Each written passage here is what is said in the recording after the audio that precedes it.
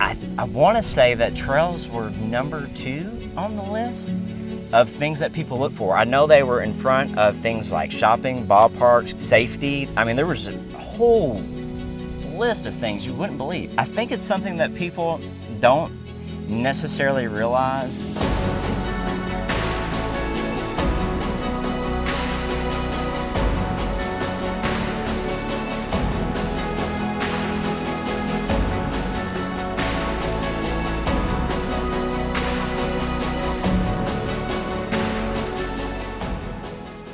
Hi everyone, this is David Raleigh, Superintendent with LaRue County Schools, and welcome to Hawk Talk. Again, a feature that we like to use to help the LaRue County school system make connections with folks in the community.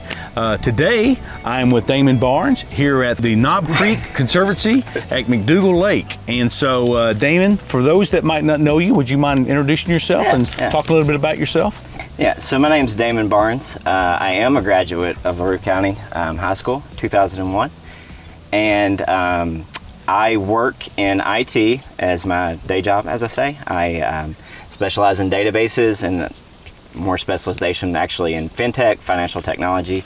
I have recently moved back to LaRue County in December of last year, and I live with my long-term girlfriend, Lori Masterson, and then her youngest daughter, Carissa, is with us right now until she goes back for her sophomore year in KU. She has 2 other children that are both out and, more on their own. Mm-hmm. And then we have a large collection of animals, as we say, dogs, cats, and lots of scaly stuff. And so, yeah, that kind of leads into,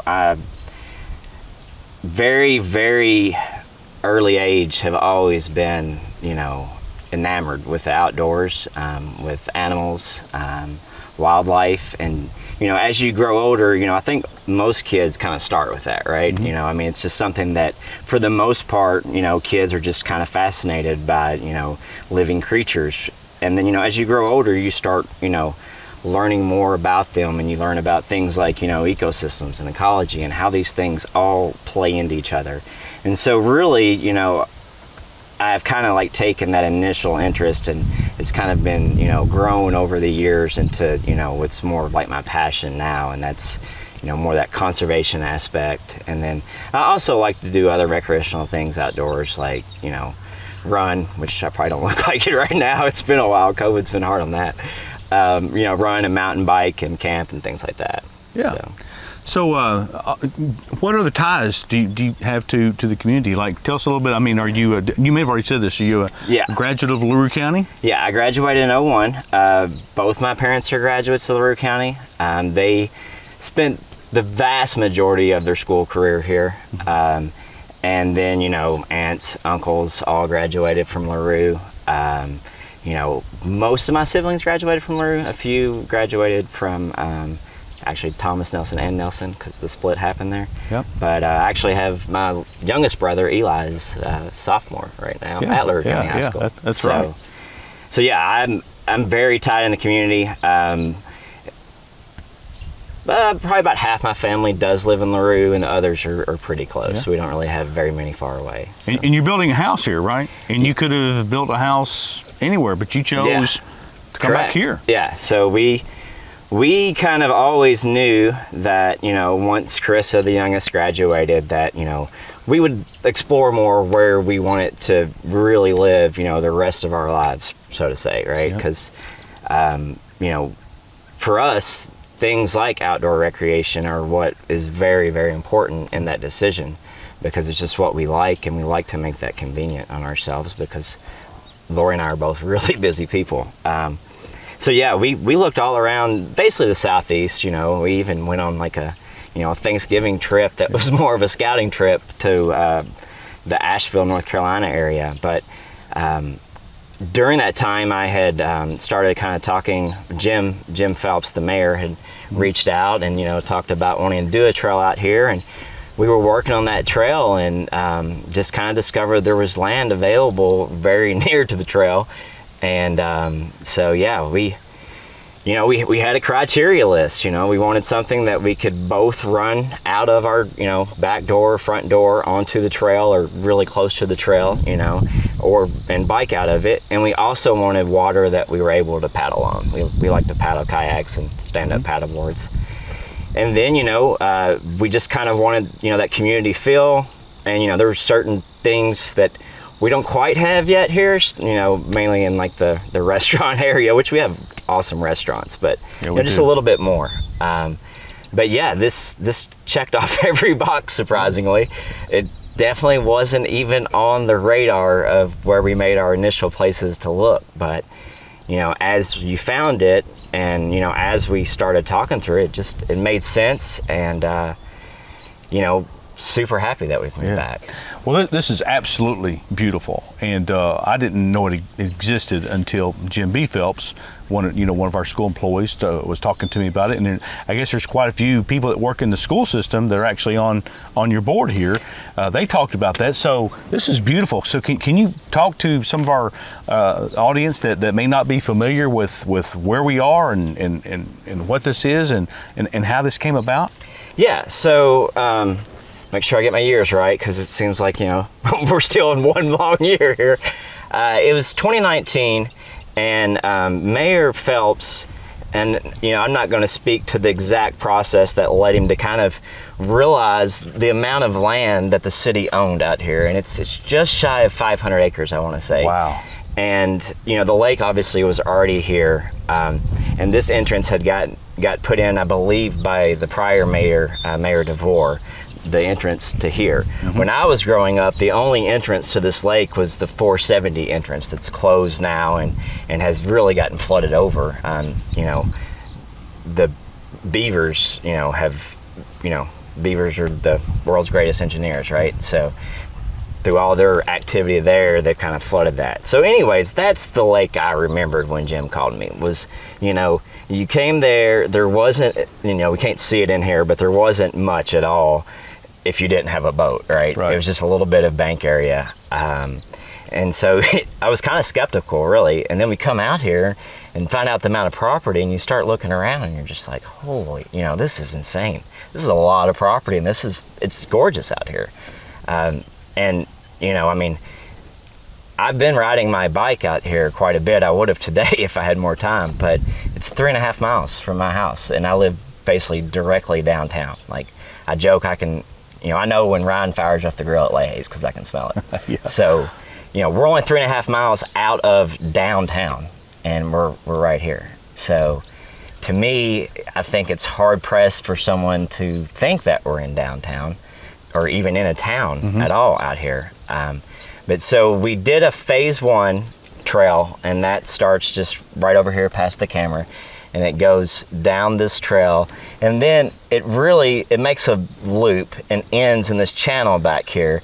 And the reason we did that was we wanted to get a trail out there, you know, and get the community around and, you know, around the project and get something developed and opened up quickly, and something that could be done kind of like in a loop or something like that, right? So at the time, we didn't really have much funding, so we didn't want to tackle crossing that creek there. And so that ended up being about a 3.5 mile trail, 3.5 to 4 miles, depending on what measurement system you use. And then we started the phase 2 late last year, completed early this year, and that's here on this lakeside trail. And that added an additional, I think 5 miles-ish. But more or less, you can start from here, do both of them, and we did end up building the bridge there, connect the two, come back, and you have about a 10-mile, you know, hike, walk. And then, of course, there's ways to do it, you know, in smaller segments. And the other really big thing that we wanted to do, and we kind of purposely did, was we made phase 1 a much wider trail, and we wanted it to be more accessible for people. And phase 2 is more what they call single track, which is trail about like this. And that's what you see on, you know, the big trails you hear about, like the Appalachian Trail, for instance. And so we wanted those two different feels just to kind of capture as much of the community as possible. So one of the things that impressed me, you've spoken to Rotary, you've spoken to the Chamber of Commerce, and you've talked about the draw that trails have for a community, and what the potential it could have on a community. Can you talk a little bit about that? Yeah, and I won't have my stats that's okay. completely handy here, but one of the big things, and this was really surprising to me. So I was, and again, I do all this volunteer, and it's a nonprofit position. The board or the organization itself is nonprofit. But I was with Green Space in Elizabethtown, which maintains all the trails in Elizabethtown, and I was the president there prior to moving here. And we started Knob Creek Conservancy, and I became the president of it. But while there, we were doing some research for the Trail Town initiative, and we started looking at stats of what people looked for when they were moving to a community. And this was a survey done by, I believe, the National Association of Home Builders, and if they're listening, I probably butchered their name. But I want to say that trails were number 2 on the list of things that people look for. I know they were in front of things like shopping. They were in front of things like shopping, ballparks, not community, safety. I mean, there was a whole list of things you wouldn't believe. And, for me, I knew that. Personally, that was pretty much our priorities. But it was shocking, that is a priority for so many people. It was somewhere in the neighborhood of 40 to 50%, I believe, had mentioned trails specifically as one of the things they looked for. And so, that was one of the most surprising things. And then, there was things that, kind of just inherently new, but the magnitude of them, like, the tourism dollars it draws, and the overnight visitors it draws, and things like that. Like I said, there's stats galore, and I have quite a few of them, and you've heard me speak to both those groups and seen the slide decks with those. But yeah, I think it's something that people don't necessarily realize, especially if they're not, super into it. And even, I have never shown that slide, with the National Association of Home Builders, and never, not basically everyone's just like, wow, like, people like myself, people that travel and go everywhere, and that trails are super important to, are still always blown away by that one. And, there's similar studies that have been done by other groups that consistently keep trails as one of the things people look for. And, and I think if you think about it really hard, it makes sense. People for the most part, like to be outdoors, and the opportunities to be outdoors as we grow and expand as species, that expansion takes away, these large section of outdoors. And, preserving things like this, that anyone, no matter what your living situation is, and no matter what your access is, anyone can come out here and enjoy these things. So I think if you think about it, it does make sense, because we like to be outdoors, and you don't have a place like that, and so then you end up driving to places like that, because that's what I did as a child. And I know my friends that that have lived here pretty much their entirety, unlike myself, they were driving to E-Town and places like that. So like I said, it makes sense if you think about it, but it is quite surprising. I think something else that you have shared with us that really resonated with me was somebody that you brought out, and it was an expert in wildflowers and stuff like that, and they noticed that some of this stuff was like native foliage, right? Yeah. So we a biologist that worked with the Southeastern Grasslands Initiative, and also worked with another program that I don't remember the name for. Anyway, she came out and she was evaluating the property. She lived in Tennessee, and that, they have large areas usually. Yeah. When you're in that field, you have a pretty large area.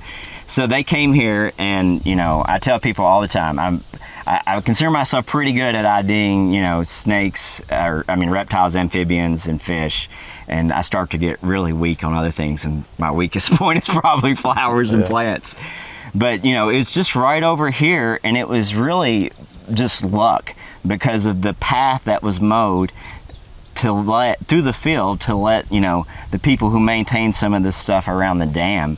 But we just took her, the mayor and I, met with her and kind of showed her the property to get some management type suggestions and trying to get some of this native wildlife back. But yeah, she starts talking about these plants and the density of them, and she termed it, we had a remnant prairie here. Okay. And like even in the conversation, I'm like, she's saying the names, I'm like, is that good or bad? I don't even know. Yeah. But it's one of, and according to her, it's one of the larger areas that is left. It's a native prairie, and it's pretty much that whole line right under the trees, which you can't see much of it, but there and here, we're probably about a month away, and it is blooming everywhere. And there's sections along the lake that you'll see, and there's wildflowers blooming most of the year. I think some of those sections, over various points in the history of the property, the city has sown some native pollinator seeds there. But yeah, it's cool, and it's one of the things that as we grow and as we start to take on projects, now that we have like the initial 2 phases of the trail done, it's one of the areas we definitely want to highlight and start bringing that educational aspect, because like I said, I go to parks, and I've been to parks all over, and I have stacks of different journals from different wildlife societies and things like that I've subscribed to, and I would have had no idea, right?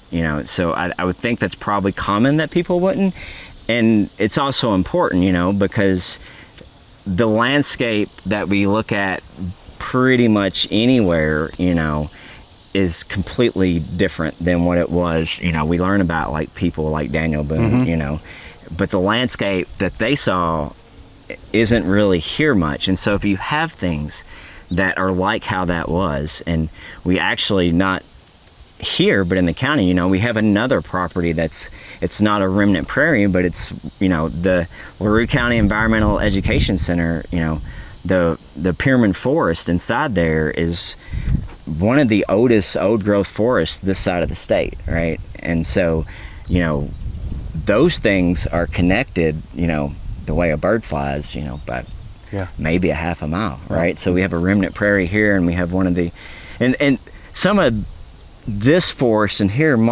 there might be parts, but it has definitely had some farming impacts in it at some point. Yeah, no, I think it's very cool that maybe our eyes could actually see something that our forefathers saw. I actually, pretty cool. Like, I'm a nerd, and I think about that stuff all the time. Like, sometimes when I'm out, it's like, what would this have looked like when there was buffalo and bear and wolves and just that's pretty plants cool. everywhere. So one of the things that you just mentioned, talk about education, and that's what I want you to kind of help make that connection with our audience who might be watching from an educational standpoint.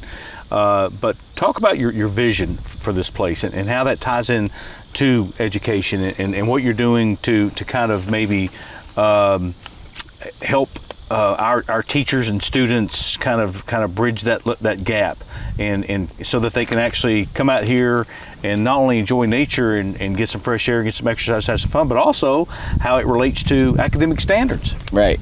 So, and this is kind of how we met, obviously. I mean, you and I know this. They don't. That's right, yeah. But so Nolan RECC has a program, and it's called the Nolan RECC Roundup Grant, and it's a phenomenal program, and it's actually paid for by generous people that have Nolan RECC. if your bill is $30.45, they would round that up to $31, and that 15 cents goes into the Roundup Grant. And so each year, in the community, in the communities within Hardin and LaRue County, organizations they can apply for these grants, and I don't know how much funding is available every year, but so with Green Space, when I was there, we had received that grant a couple of times, and it's like I said, it's a phenomenal grant.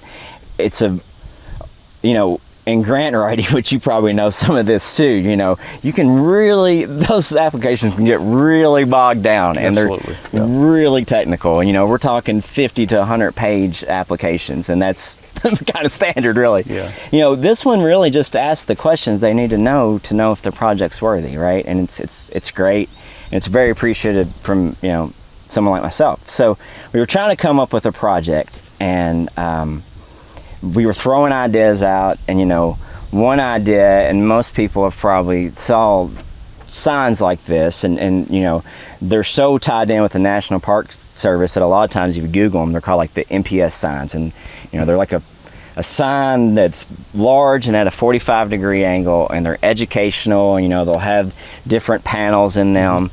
And those are really nice. And like I said, as the kid who had books galore, you know, and wore out books at the library on nature topics, I read those signs, and I always remember them, and you know, would stop and read them, and love them. And they're nice by themselves, right? But as we, you know, move forward with technology, and you know, things like, you know, COVID-19 have, to me, you know, the pandemic itself is horrible, but it has caused us in ways to think differently, right?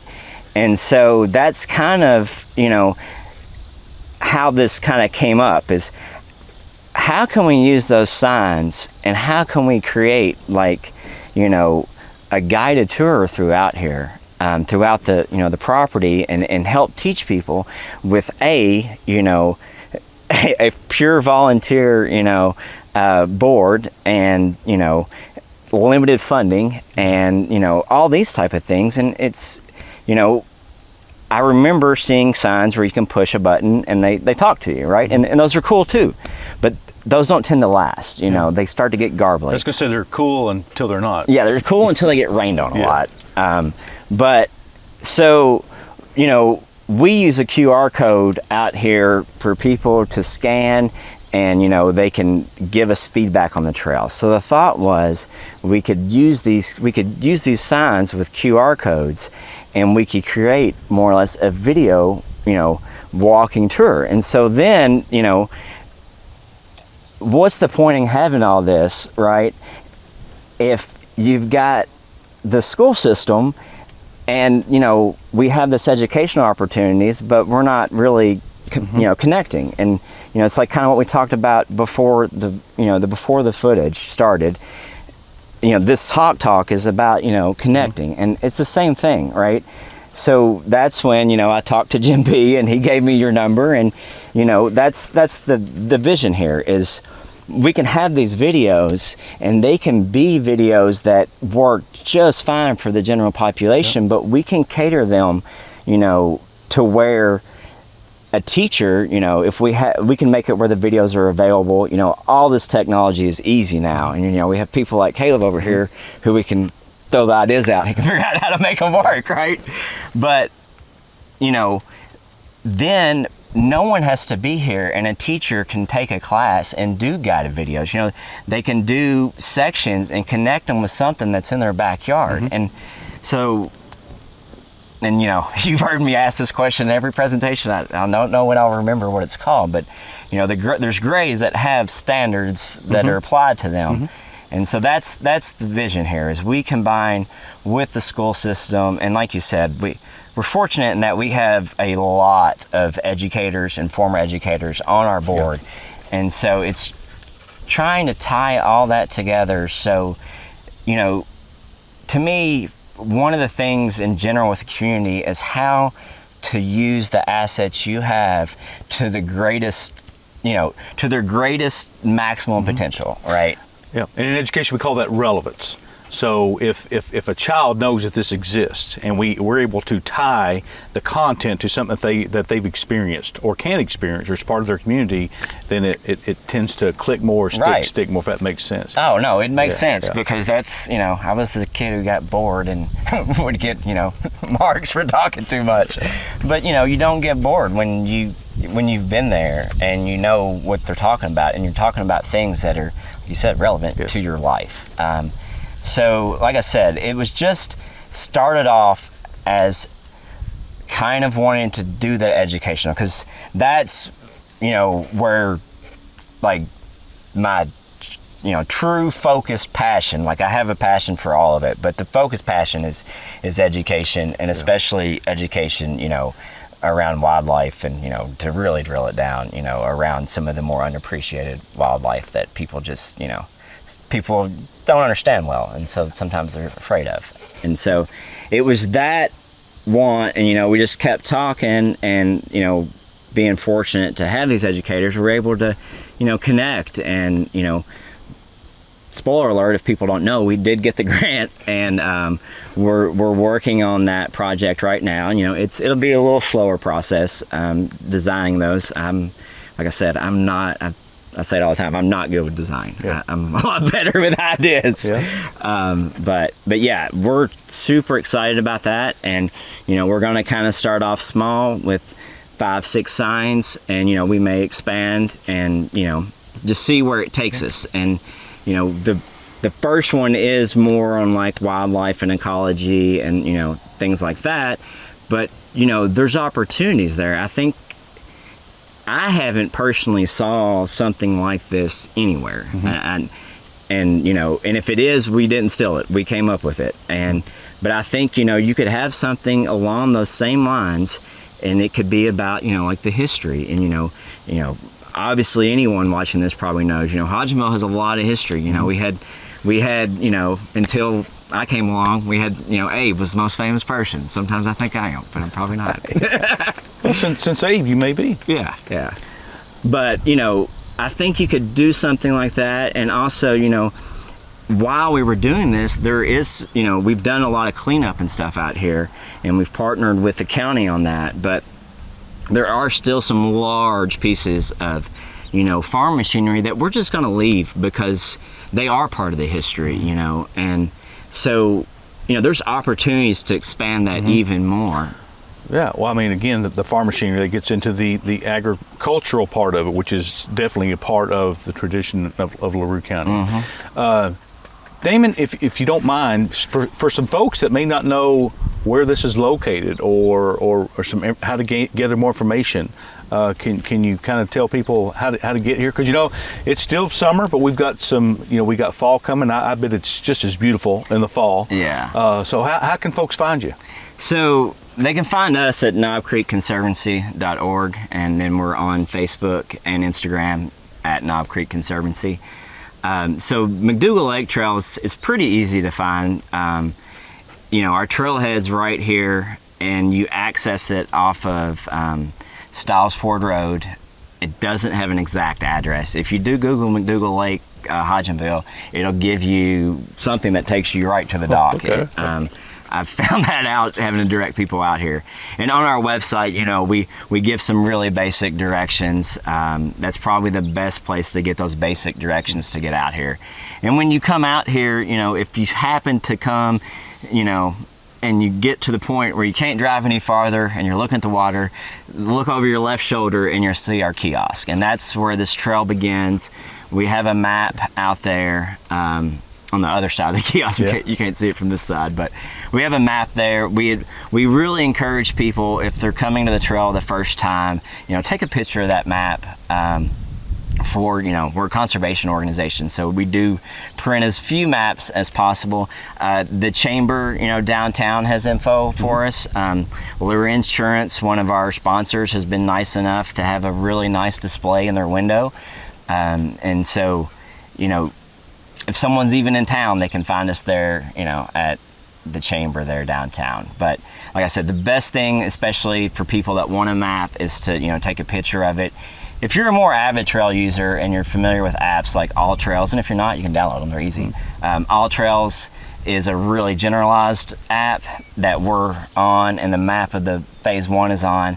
And then if you're a mountain biker or a runner, you can use Strava and Mountain Bike Project. You probably know the apps if you do those things. Okay. And we're on all those apps. So yeah, that's how you found us. Our hope is one day there will be a parking and trailhead at the old location on 470.